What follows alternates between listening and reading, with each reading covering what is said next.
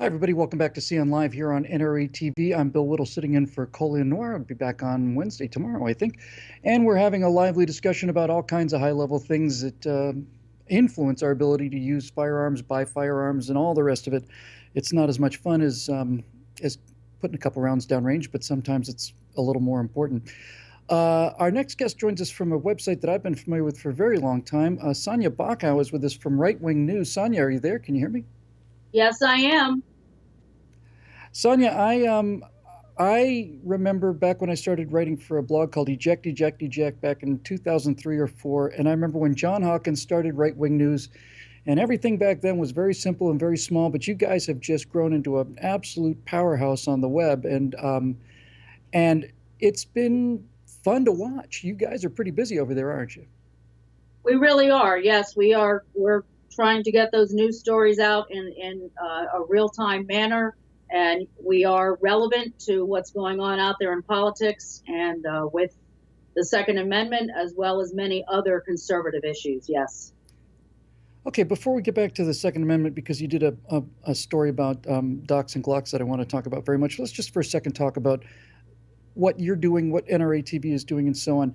This whole idea of citizen journalism is pretty new, really, isn't it? But we all, pretty much everybody with a cell phone now, is walking around the country with a high definition television camera in their pocket.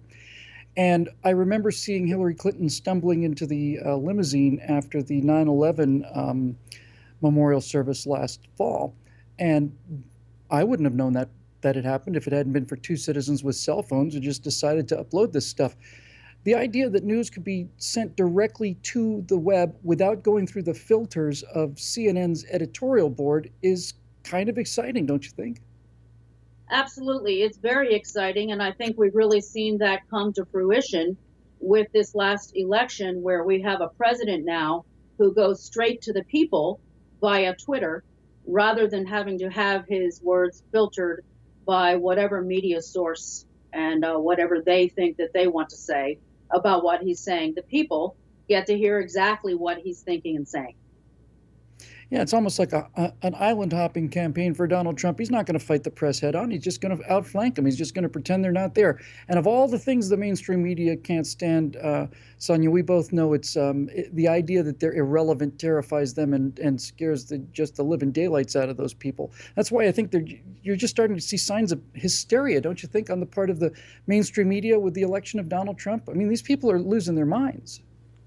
They absolutely are. And I hear the word unhinged used a lot. I would agree with that characterization in many ways. It just seems that the idea that their candidate lost and lost fair and square is not one that they can really handle on some level. And so everything and everyone is to blame instead of the fact that they fielded a candidate that the American people simply didn't choose. And so, yes, they are acting in ways that are really pretty out there at this point. We see that now with this whole Russians hacking the election Mm. nonsense that we hear out there. And it really is, it's something to see, because I really haven't seen in my lifetime a president who is able to handle the press in as deft a manner as President Trump does. That's exactly right. The left, the reason the left can't accept the election, Sonia, in my mind anyway, is that their entire philosophy of modern progressivism is that we're smarter than the people out there in flyover country, and we're better too. We're more moral. So the idea that the American people would reject their ideas and their principles and their policies is just something they can't conceive of. Had to be something. It was the Russians, or it was fake news, or it was the FBI. As long as it's something other than themselves, and that lack of introspection is going to cost them, I think. But let's talk about one of the stories that you did called "Docs and Glocks." It's like a catchy headline. You want to just give us the basics on that? Sure. Bill, when I wrote this story, uh, a decision had been handed down from the 11th Circuit Court of Appeals, located in Atlanta, of course. They take cases that originate in Florida, Alabama, and Georgia.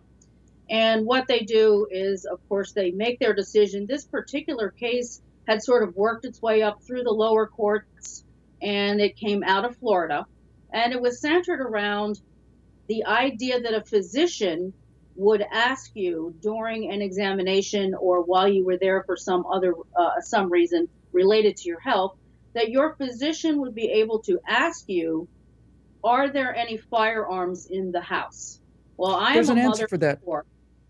Sorry. I'm sorry to interrupt you. I just have to answer that question as if I was asked that question, and the answer is that's none of your business. None of your business. I'm sorry to interrupt you like that. I just the idea that a doctor would ask you about firearms in the house is enough to make me absolutely lose my mind. It has got nothing to do with them whatsoever. Right. I agree with that. And the premise that I put forth in the article is this.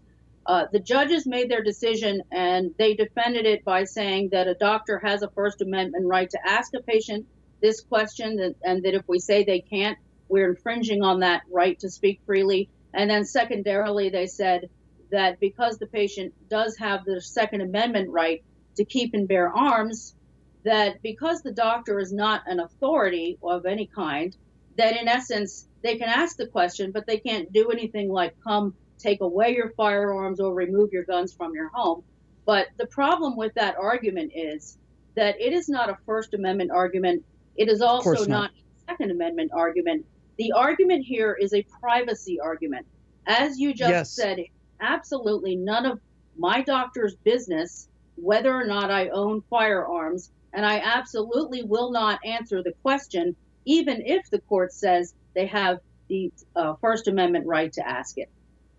Yeah, this idea that a doctor has a First Amendment right to ask about anything he wants to.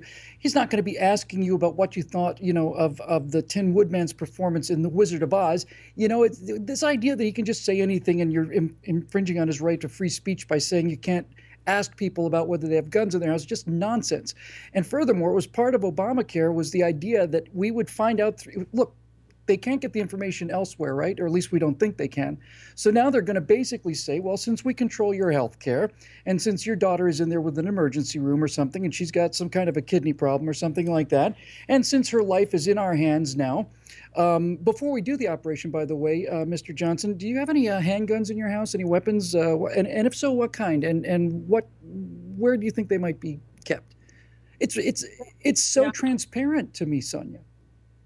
absolutely. And as I have said actually many times in personal conversations, there's really only a couple of reasons for a doctor to ask that question.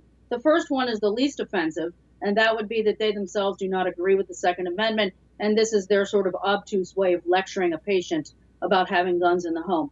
The second and far more devious reason for asking the question is, and I'm sure that you can concur that when you're at a doctor's office, when I'm at a doctor's office and they're asking me questions, everything I say is getting typed into a computer. Well, that is a Hmm. database.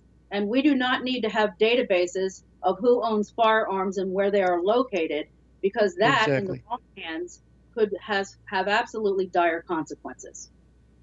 And since the implementation of Obamacare, which is basically, doubled or tripled rates, people, you need an insurance policy to cover your deductible on your health insurance policy, or $6,000, $7,000 deductibles and all this stuff.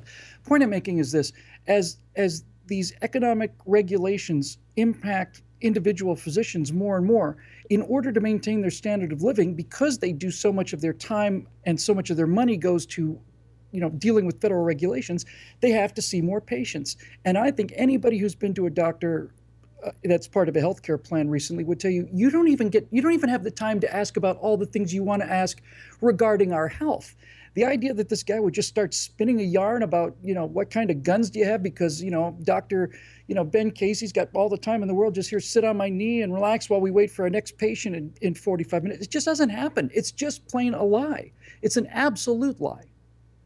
Yeah, it is an absolute lie. And as a mother of four, there were several years ago when I would take my children to the pediatrician, invariably they would ask that question of my children.